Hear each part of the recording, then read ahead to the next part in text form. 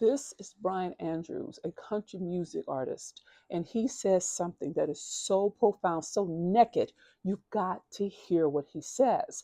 After we watch the clip, I'm going to tell you what the principle underneath it that he's articulating with his whole chest. Now, keep in mind, he's coming in hot.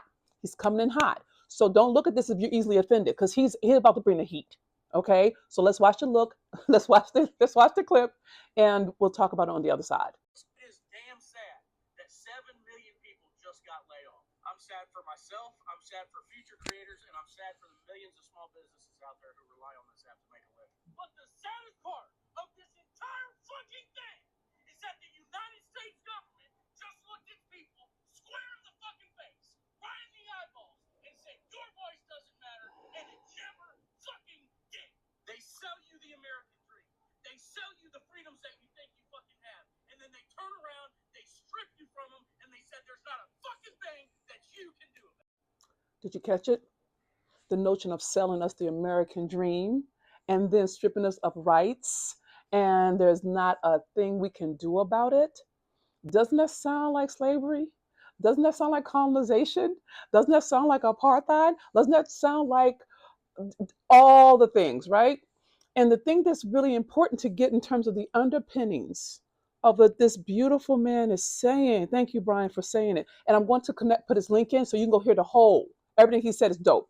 But I just caught that heat. But this is the thing that he's pointing to that's underneath all of his frustration and all of his anger is what I couldn't language. It's this. Meta. There are numerous people in Congress that have stock in Meta. Do you understand?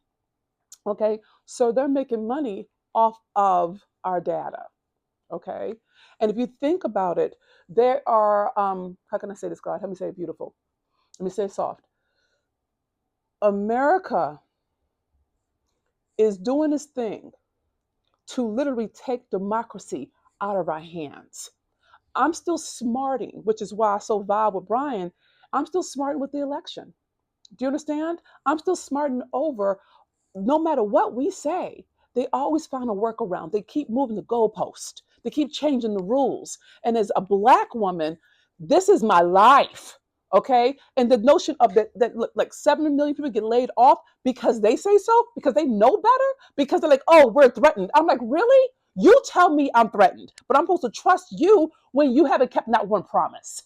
No, you haven't kept not one promise, American government, since the inception of this company for all people.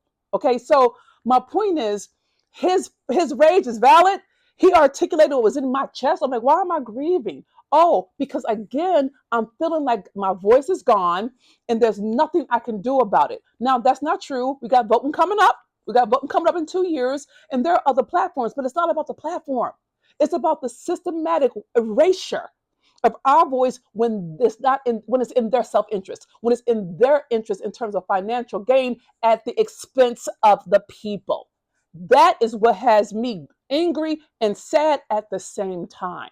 Okay, so look, make sure you hold on to this video, share it, follow me, do your thing, player. But what I want you to understand is you're not alone in this frustration. You're not alone in this. And for people who don't understand TikTok, you don't have to understand TikTok, but understand American history. This is not the first time they've been shucking and jiving with us. Okay, I'm gonna be quiet now.